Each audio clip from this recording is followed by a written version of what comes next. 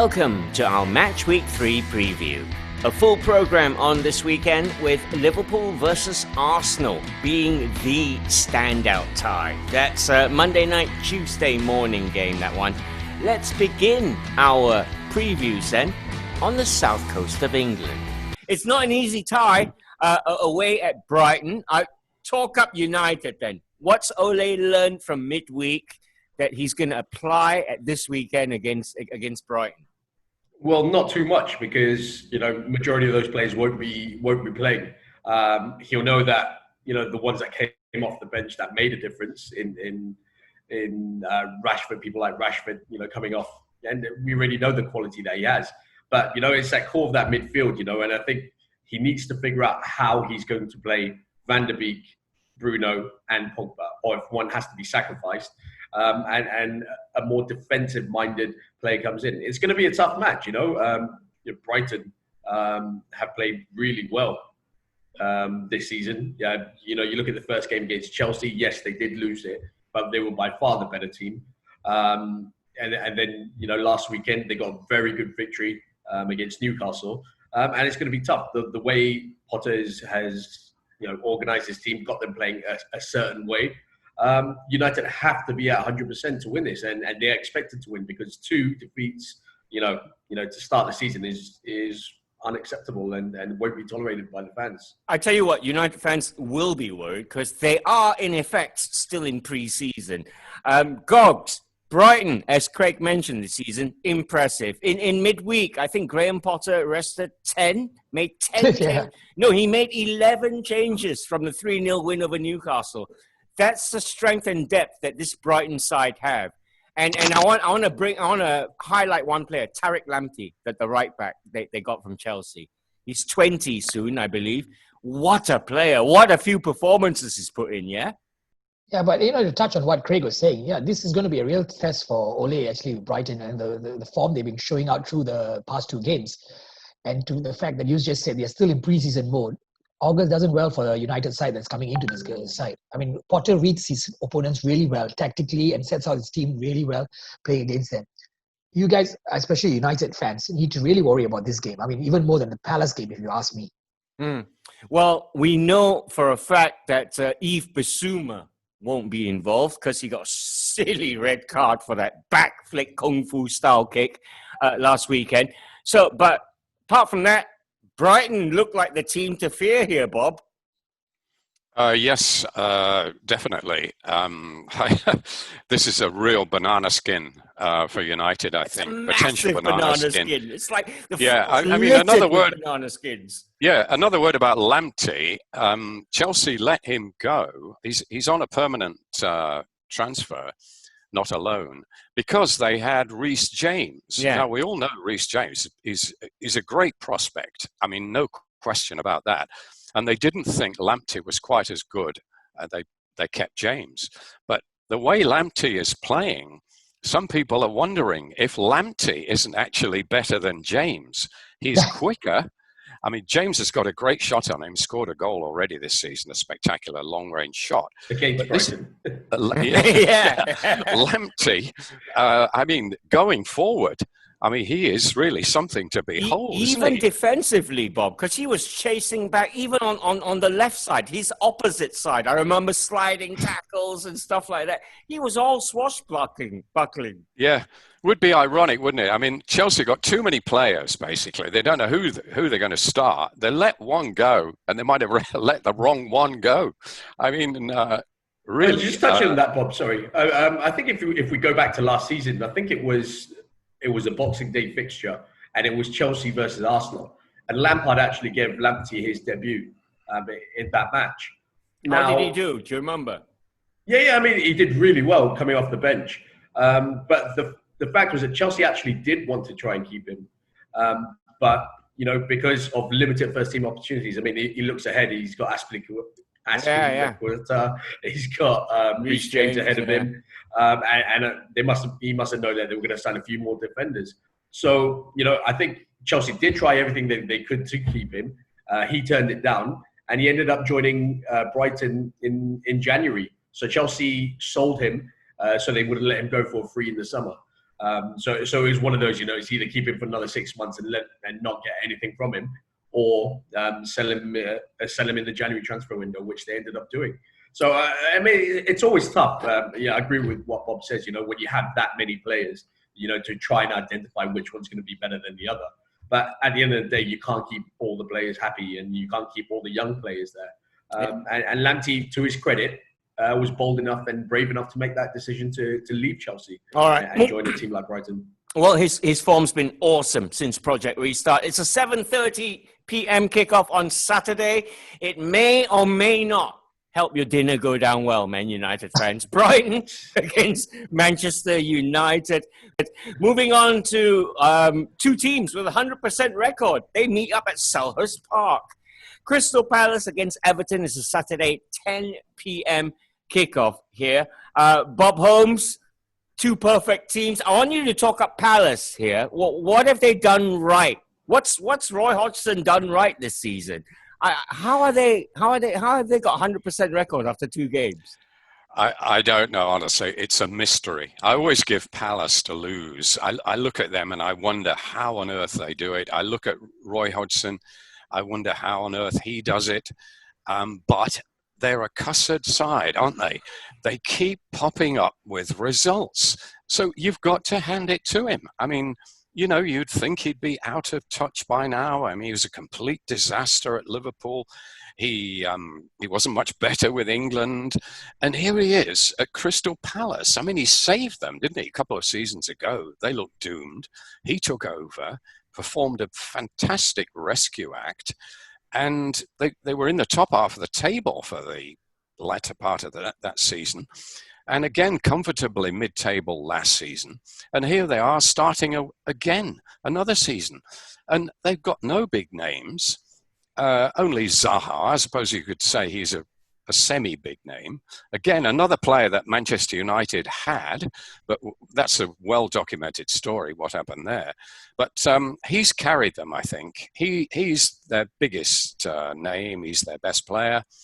And I think he's probably stayed there too long because he's getting on a bit now. He's 27. He's no longer a kid. And the fact that he's failed at a big club, failed in inverted commas, wasn't really his fault.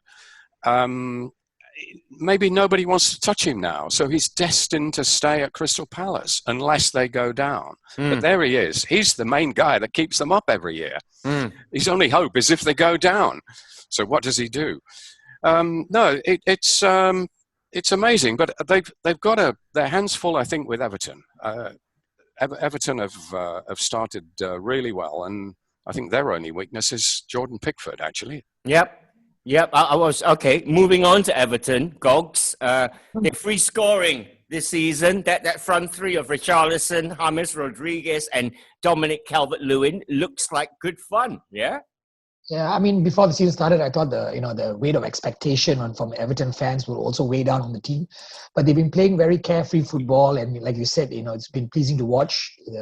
Rodriguez has been fit in, is coming seamlessly into the side. These guys are going to go strength to strength. The fact is, are they going to maintain this type of form throughout the season? And back to what Palace also saying, Palace always start well in the season. And Hodgson has them set up. They will go through until about January doing well, and then they'll start falling off the radar. So the teams that are playing Palace now generally will have the best Palace side of the season. Before, Palace always fall off the radar. Craig, do you reckon Everton this season can actually do something? I mean, when I say do something, I'm saying top 4. It's got to be their aim after the money spent. I think they're going to do it step by step. That they need to break into the top 6 first, and then then work their way up to the top 4. I think top 4 probably come a little bit too soon for them. But if they get European football, that's a big achievement. They get European football, a good run in the cup, maybe even win a cup.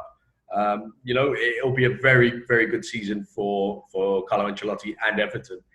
Like Gog said, there's a lot of expectation on them. They've spent a lot of money, not just this season, but over the years since Marishi came.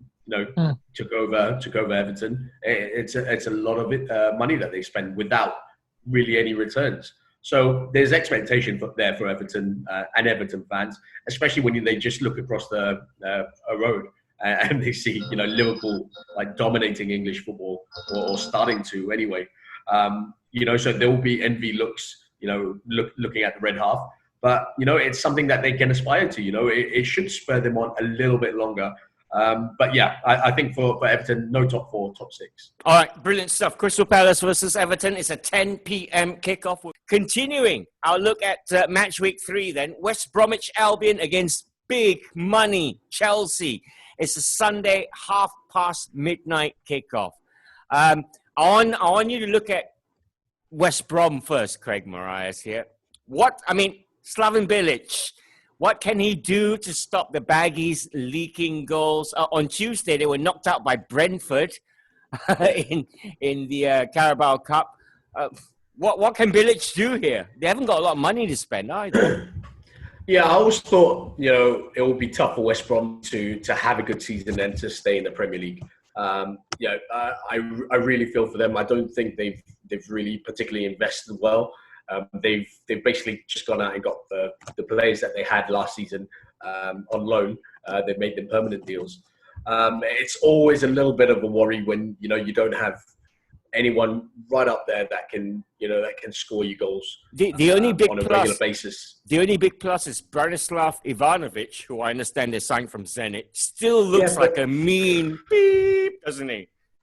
But really, you're going out there and you're signing a 36-year-old to stabilise your defence. That really says it all, doesn't it? It really just shows that there's not much money available to Slaven. And he's literally looking for a miracle to keep them in the Premier League because, as good as Ivanovic has been when he was at Chelsea in the Premier League, at 36, you've got to be well past it, or you've got to be actively playing at this level. And continuing on rather than leaving to another league. Do you reckon the likes of Diagana and Pereira can save the Baggies this season? They're relying on them a lot, right? Yeah. Exciting players, really good, talented players. Like Pereira comes off the right wing onto his left foot. He's got a mean left foot, and we saw that a lot in the Championship. Diagana, again, we've seen him at West Brom last season. Fantastic talent. West Ham ended up selling him, which, to the anger of most West Ham fans and players. They are the bright sparks in that West Brom team. But is it enough to keep West Brom in the Premier League? I don't think so. I like them. I think they're very talented players, but you need a little bit more than that. And, go back to what you said, Ross, on the defensive side, you're relying on someone like Carl Bartley to man your defence. And it's just not on. I think they've got a decent goalkeeper in Sam Johnston. I think he's a talent. He could probably be the difference between certain goals from them conceding and them not. But in general, that back line, Kieran Gibbs, he's getting on a bit. He's got a bit of experience, which is good in the Premier League. Yeah, well, he's going to be missing this weekend. He stupidly got himself sent off. Yeah. So, there you go. Things like that, incidents like that aren't going to help West Brom. And, no. I worry about them against Chelsea. Yeah, exactly. Frank Lampard and his team are motoring along nicely, Bob Holmes. Big question here, obviously. Chelsea made that signing, didn't they? They signed the Senegal international Mendy from Rennes for, I don't know how many million, a lot less than 71 million. Still a lot of money though for a goalkeeper, I think. It is, but now all eyes are on that position, right, Bob? Is Kepa going to start? His confidence is already shot. Yeah, I don't think so. No, I think the new guy will start. I'm surprised at the way they've handled this, given that Peter Cech is the director of football, one of the greatest goalkeepers of modern times. You'd think he'd be able to judge a keeper. It doesn't look like it. And I'm equally amazed that they didn't go for Martinez of Arsenal, who went to Villa instead for just 20 million, similar fee to what Chelsea paid for Mendy. And he's been playing his socks off since Leno got injured. The penalty, didn't he? Yeah, he's been absolutely outstanding, better than Leno, I think. And they let him go, fair enough. He wants first team football. And I think Villa have got this absolute bargain there. And why Chelsea didn't go for him, I don't know, because it's not as if they don't trade players, is it? As David Lewis would agree. Yeah. And the news being Jorginho now, right? Yeah, they've been linked with him. Yeah. So to let Martinez leave, I'm sure he preferred to stay in London. He's been living there for 10 years. I think they missed out there. This guy, his stats look good compared to Kepa, but whose don't? And they don't compare with the top keepers. They're nowhere near any stats, save ratio, whatever. They don't compare with the top keepers, Alisson and Edison and the like. And so they've basically gone for a second-rate keeper. And, you don't solve your goalkeeping problem. Okay, you might improve the situation a little. But if you've got a second-rate keeper, with all the money Chelsea have had, all the money they've spent on outfield players, and they settle on somebody like this, I mean, he may prove me wrong. He may be a gem there that they've only just discovered. But his stats don't bear that out. They don't suggest that. So I don't know quite what is going on there. I mean, they've got all this surfeit of forwards. There's a shortage of defenders, and now they bought a second-rate keeper. So there's still another 10 days left in the transfer window. They've got to get another defender over the line before it closes. But it'll be a very interesting season. All right. On and off the field for Chelsea. Mendy. But can I speak on that, Bob? I think that the whole thinking behind that is that Kepa is still the first team goalkeeper, so they just need a backup goalkeeper now. Mendy is coming in as a backup goalkeeper. It's all. I don't understand other than that thinking. It's all fine and well saying that, but Kepa's got the confidence of a 2-year-old, right? Yeah, well, that just happened. I think they've been going in for Mendy before this already, right? It wasn't just. No, but I think they've been trying to offload Kepa, but they haven't got anyone to take it. Yeah. And that's been his last season, right? Yeah, so I think the remaining time left in the transfer window, we could see some activity involving Kepa, probably going back to Spain or something like that. So I think that's the thinking behind it. I mean, there's no reason. Kepa hasn't justified any reason for Lampard, to keep him on as Chelsea's number one. Yeah. Just go back to that goalkeeper situation. You mentioned Martinez. I think there was so many keepers in the Premier League that Chelsea could have gone for. I'm talking about Nick Pope. I mean, after the last couple of seasons he's had, talk about Kasper Schmeichel. I mean, these are proven Premier League players, and yes, they might be only short term for the next 3-4 years, but that's what you need. It's just a little bit of stability, just someone who's experienced, who's played there. I don't even know if Mendy can speak the language, because now the worry is that he's coming in. Thiago Silva doesn't seem like he can speak English, judging by his press conference. Mendy, I'm not too sure either if he can speak it. And you've got 3 of the back 5, your 4 defenders and your goalkeeper, being new in that Chelsea backline. It's always a worry. It's always a bit of a worry. So, we got to give the guy a chance to prove himself, I'm sure. Yeah. We'll come back and revisit it. We could well see Willy Caballero in between the sticks for Chelsea in this one. Hakim Ziyech is yet to make his debut for Chelsea. Christian Pulisic remains doubtful with an injury.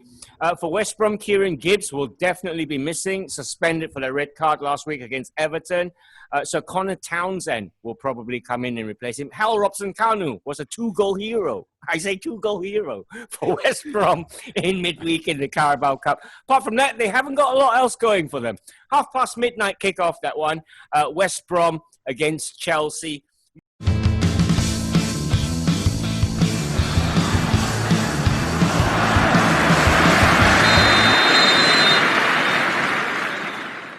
Moving on then to Sheffield United against Leeds United. It's a Sunday dinner time kickoff, this one, 7 p.m.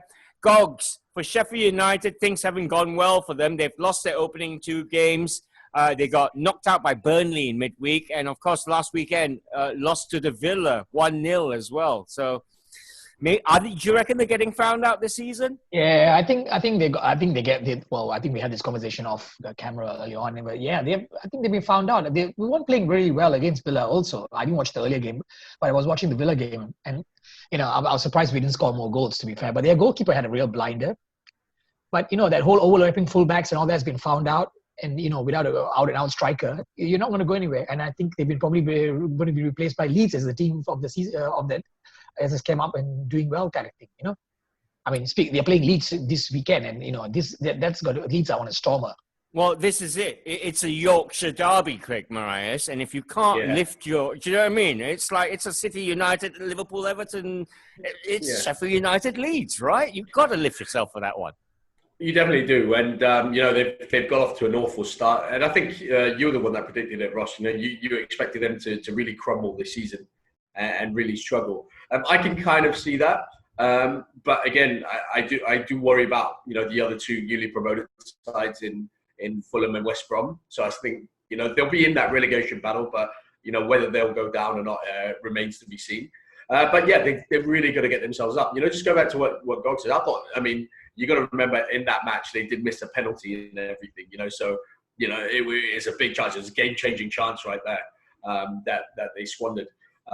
But yeah, do I worry about the Sheffield United side? A little bit, because last season they were so they were so sound at the back. They don't seem to have that. John Egan's going to miss the match after his red card, so I think Ampadu will probably come in and replace him.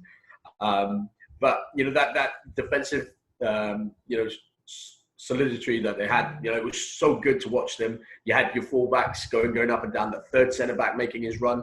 You just don't see that they're being exposed, especially in the first match against Wolves, where it was 2 goals where you wouldn't see Sheffield United concede that last season. Exactly. And plus, then, Dean Henderson is not there in between the six. They show how much a goalkeeper actually marshaled his defence and kept it all together, because he was there for 2 solid seasons, wasn't he? He was, and then they got Ramsdale in, who is a Sheffield boy. He came from Sheffield United. So it's it's their role player going back home. But this is going to be a really good match. I feel I'm really going to enjoy watching this. All right, Bob. For Leeds, as much fun as they've been to watch so far, they have conceded 7 goals in their opening 2 fixtures. This week they have announced the signing of Diego Llorente from Real Sociedad for 18 million. The transfer was made permanent on Thursday. They need reinforcements at the back, but Leeds are all right. They just score more, don't they, to win? Yeah. You say 7 goals, but 4 of those were against Liverpool. They, very, very tough opening game, which they nearly got a result in, but unlucky not to, in fact. So they've started very well, but I don't think we're looking at a Leeds that are going to get into Europe or anything like that. I think they're going to be entertaining. I don't think they're going to go down. I don't think they need to worry about that. I think they're going to be mid-table, and it'll be a bit of a yo-yo season. They'll have their moments. They'll probably get a few scalps, but they'll also be found out a little bit at the back. So, the part of the excitement is because of Bielsa, the manager, who's a very idiosyncratic character, to say the least, but came with great pedigree, and he's obviously transformed them. And it's just intriguing to see how he performs in the Premier League, especially when you've got guys like Pep Guardiola saying that they're his disciple. I mean, that is some accolade, isn't it? Yeah. And this is a newly promoted manager. Well, we know what he's achieved in the past, but this is his ultimate test, I think, in club football. He's got a bit of a checkered career. He's only been at certain clubs for 5 minutes. One he didn't even go to at all, Lazio, I believe. There's some contract row. So he's not the most stable of characters. And he comes from a very wealthy family. He doesn't need the money. Yeah. So he doesn't need the hassle. There's no guarantee he's even going to stay there. But he is a great character. And I think Leeds are going to be eminently watchable this season.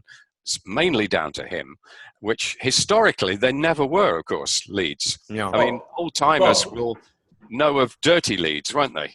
Yeah. All right. The Yorkshire Derby is a 7 p.m. kickoff. Sheffield United versus Leeds. Here's a quick word from the Leeds United Supporters Club of Malaysia. This Sunday, the Yorkshire Derby. The Blades versus the Whites. Bramall Lane, the stage is set. It's going to be a fight for supremacy, for bragging rights, for victory! Leeds gonna win it 3-1. Blue Allen to score the first goal, hitting a warning into the top left corner. We are Leeds United Sports Club Malaysia. Come and join us at the screening this Sunday 7 p.m. at ID3 Banana League, SS5. Come on, Leeds! All Leeds, aren't we? Marching on together. We shouted out loud, we love you, Leeds, Leeds. Continuing our look then at Man City versus Leicester. Leicester are top of the table going into the... I'm sorry, I don't mean to laugh, Leicester City fans. They're top of the table, Leicester City, as they take on Man City. It's a 11:30 p.m. kickoff on Sunday, this one. Craig, City this season. They brought in Nathan Ake. Ferran Torres. Yeah, Ferran Torres. Ooh, they all had a little run out. They've looked all right. De Bruyne has just carried on being Kevin De Bruyne. Foden's got amongst the goals. So it's all going along swimmingly, slowly. Yeah, and they're doing all this without the likes of Aguero, who's so important to them. He offers them a different dimension than what they already have. Jesus, for all his quality and his hard work, he's just not at that same level as Aguero. Or I don't think he will be a top striker anytime soon. Let's not forget he is still very young. But yeah, City look good. I watched them last week. Watched them in the Carabao Cup as well. They've got decent depth in there. And once players like Ferran Torres gets adapted to the Premier League, he could be some player. It's a tough one this, because Leicester have started well, but we saw what happened to Leicester last season as well. And if it's all right starting really well, and when you collapse in the second half of the season, it doesn't bode well for you. I think this will be a very open, entertaining game. You got two teams that like to attack. None of them being a defensive team, so you can expect a lot of goals in this. But I just got a feeling about City this season. I think after what happened last season, the distance between them and Liverpool, they'll be keen to reclaim back their title, and that's why I'm backing them this season. Absolutely. Bob Holmes, you'd expect that the number one priority for Pep Guardiola, I know Champions League is very high up there, but he's going to want the title, the EPL title. Do you reckon that they got enough in their squad, or they still need to add before the window shuts? I think they still need to add a defender. I mean, look at who played in midweek. John Stones. I mean, he looks yesterday's man, doesn't he? He looks finished in terms of confidence. And alongside him, they had Nathan Ake, who was actually bought as a reserve, a backup central defender.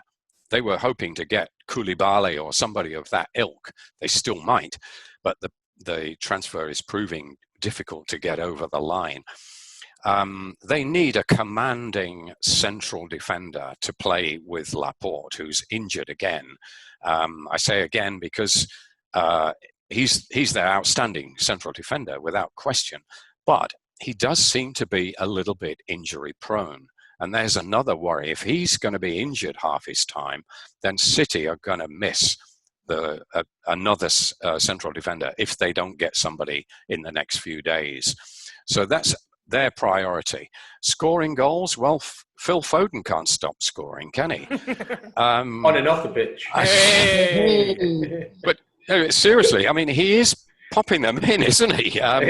You know, he was On regarded and off as the pitch. as a number 10. I think most listeners are aware of what we're talking about there. But he actually does score. He's one of the leading goal scorers. Goal and assist last night as well. Yeah.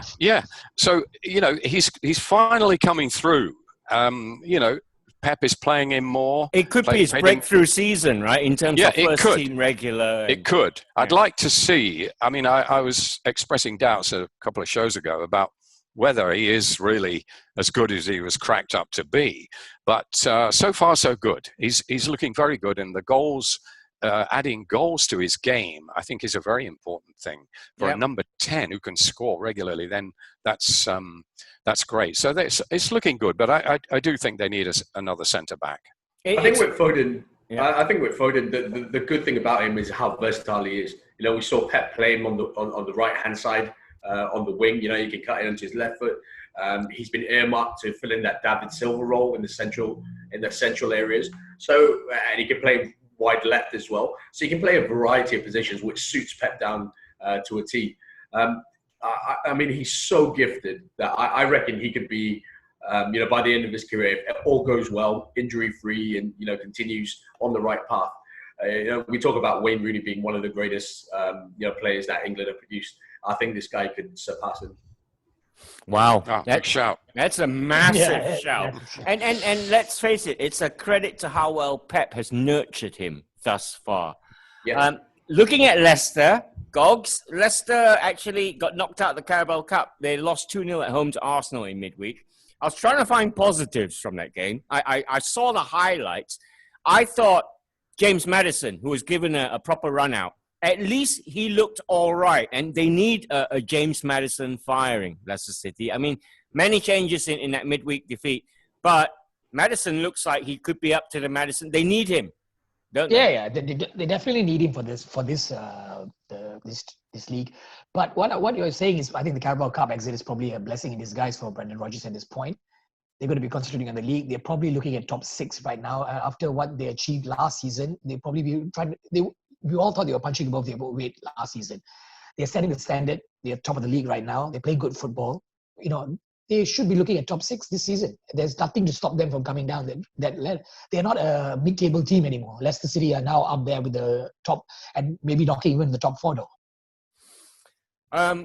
What's Leicester got to do here to? Well, I mean, they must be quite disappointed inside. If you know Brendan Rodgers, like we know Brendan Rodgers, I mean, missing out on top 4 would have rankled with him, and he knows that his side were almost neck and neck. So they're good enough.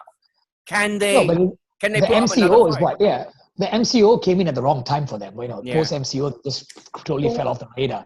But before that, they were, you know, right up there. And I'm like what you said, Rodgers must be really pissed off that they lost the top 4 at that, and because their form after MCO was completely. Did they win a game after MCO?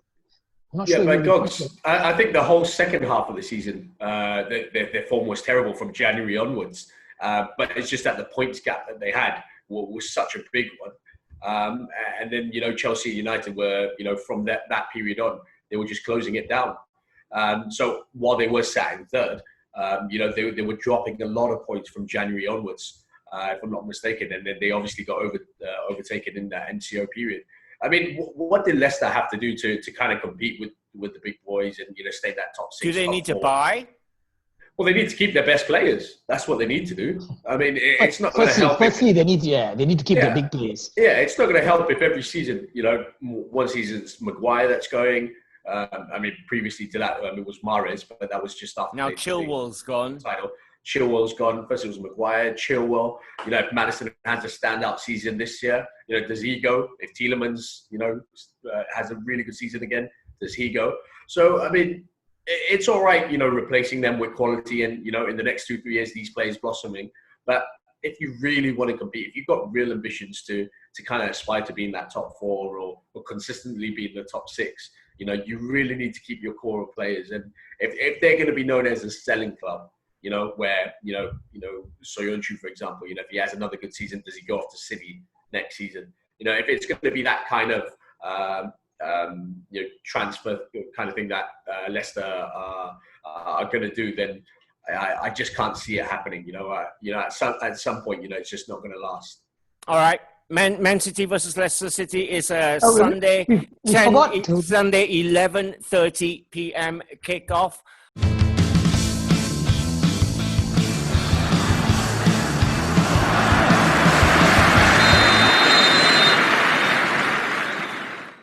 Fulham versus Aston Villa then is a Tuesday 12:45 a.m. kickoff. We've got a resident Villa fan here in Gogolin. So what's gone right for Aston Villa this season? I'm looking at the form. 2 wins in the Carabao Cup. Started with a win. Last season, you ended with a win as well. So it's all greens. It's all looking good, Gogs. Yeah, for a while now. But what's been started well is we've bought well. We didn't go out and buy the whole shop like last season. We're looking at what players we need to win. Really signing the contract was a big fillip for us. And we've gone out, we've bought, like I said, Martinez earlier on. And that was a key position we were looking at. And a striker, Ollie Watkins. That was what we wanted. A proven striker. He's still not proven yet, but he's out there, he's bagging the goals for us. And Traore just came on and he scored on the Carabao Cup on his debut, a brilliant side foot volley into the net. So, things are looking good. The players that we've bought look, inspire confidence in the team. And Grealish signing that contract again is setting down a statement saying that, I believe in what Dino is doing and Dean Smith is doing and all that. So that, I think, is instilled confidence. I watched the game against Sheffield United the other day. We started out a bit pensively, but, Watkins giving us is going to give defenders problems all day. And for Edgar to get the red card, I mean, it was a bit harsh if you ask me. But I understand why he did it. And his pace is going to be troubling. And, we still have Keenan Davis for pace also. So things are looking good. We got Fulham. It's a good test of our credentials to see playing against Fulham this early. Not playing any of the big clubs yet. So it's looking good for Villa at the moment. All right. Do you reckon they'll be all right this season, Craig? Villa?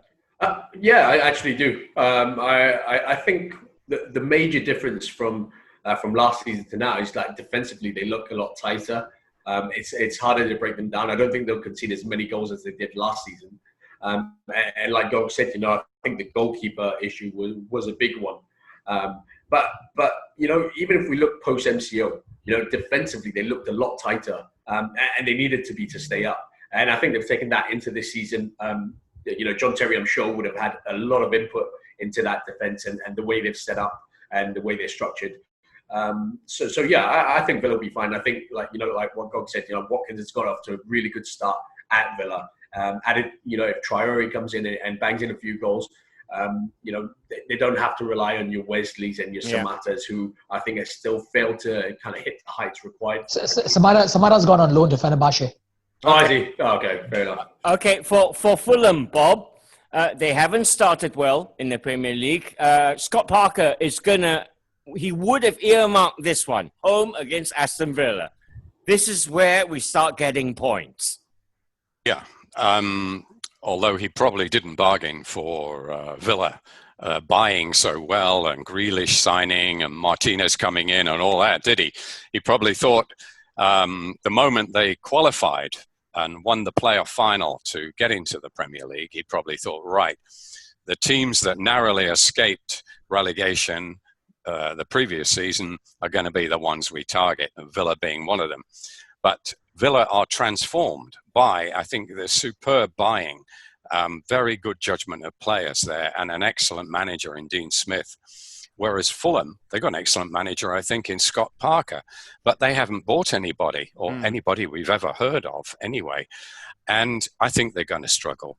They came good at the end of the last season. They played some attractive football, beat Brentford in the final. It was a London derby. It had that sort of derby feel to it. And they were a little bit fortunate. They came up. They weren't always in the top 6 last season. They sort of came out, not exactly out of nowhere, but they didn't really look like a Premier League club. I think that's what I'm getting at. Yeah. Whereas with the strengthening that Villa have done, I think they are definitely a mid-table Premier League club now. All right, Fulham Villa then is a Tuesday, 12:45 a.m. kickoff. Liverpool versus Arsenal. It's a Tuesday, 3 a.m. kickoff. Craig Marias, it is an absolute corker, this one. Both sides won their opening 2 games. They score a lot. They concede a few as well. It's going to have goals, this game, isn't it? Yeah, definitely. It's definitely one that's worth staying up for or waking up for. I think the Liverpool-Arsenal matches, have always kind of provided some form of entertainment, whether it's a thrashing, whether it's a close encounter. But one thing that there's always been is goals. I like Arsenal under Arteta. I really do. I think, I keep on harping on about it, but they have an identity about them. Each player knows, what they're meant to do. They're starting to build a good squad as well. And players look happy. They just want to play under Arteta. They look like they want to be there now, especially with someone like Aubameyang signing a new contract. It's a massive statement to the club. Liverpool, on the other hand, got off to a bit of a rocky start in the league, up against Leeds. But, I think they'll find their way. I think it will be between them and City again for the title. The one thing I'm really excited about is watching Thiago. I can't wait till he starts. You give us a little bit of a cameo last week against Chelsea, broke the record for the number of passes in a half. And now, I'm just waiting to see what he can do in 90 minutes because, if he's anywhere, from what we've seen last season at Bayern Munich or that half against Chelsea, we could be onto something special. He's got a point there, Craig. Bob Holmes. Thiago is box office for Liverpool this season. And it's weird saying that, despite the fact you've got Mane, Firmino and Salah up front. But you get the feeling this big red machine is starting to motor into gear and they're slowly getting the season on track. Yeah. Thiago is a world-class player. He's just played for Bayern Munich for about 7 years. Before that, Barcelona. It doesn't get any better than that, does it? He's got Champions League medals. He's got domestic cup and league medals. And he's a fully fledged international player. And he looked exactly what Liverpool needed, just to bring that extra bit of invention and creativity into their midfield. And on top of that, of course, they go out and spend even more on Diogo Jota. That was a bonus. No one really saw that coming. No one saw that. I think he may have poor man's Timo Werner in that he's very quick and he can play in any position up front. And I think that's what they were being asked to pay for Timo Werner. So I think they might have had a bit of a change of heart and realized that they do need somebody else in case any of the front three sustain a long-term injury. So everything is looking good for Liverpool. And although they did concede a few against Leeds, I still think that they're motoring along very nicely. All right. Who here thinks Arsenal can cause a shock this weekend? Gogs? Yeah, me. I actually think Arsenal are playing with really lots of confidence. They will really be happy to play Liverpool this early in the season. And yeah, I'm up for an upset on this one. Count me in for the big shout. What kind of headlines are we going to see next week, Craig? Yeah, I'm a little bit torn about this. I can see where Gogs is coming from. Like I said, I'm a big fan of this Arsenal side under Arteta. But I just feel probably a little bit too early, and I just think that Liverpool might have a little bit too much about them. But I do think it'll be close. I don't think it'll be an easy stroll for Liverpool. Bob, close game or an easy stroll for Liverpool? I think a comfortable win for Liverpool. I wouldn't say a stroll, but I think they're far superior to Arsenal. Arsenal is still a work in progress, progressing well, but there's still some way to go. All right, brilliant stuff. Liverpool versus Arsenal then is a 3 a.m. kickoff on Tuesday. So there we have it. That's your Match Week 3 fixtures. Fantasy football managers, please arrange and pick your teams accordingly. Yeah, I think we're going to have a fantasy football update next week. Until then, enjoy the football.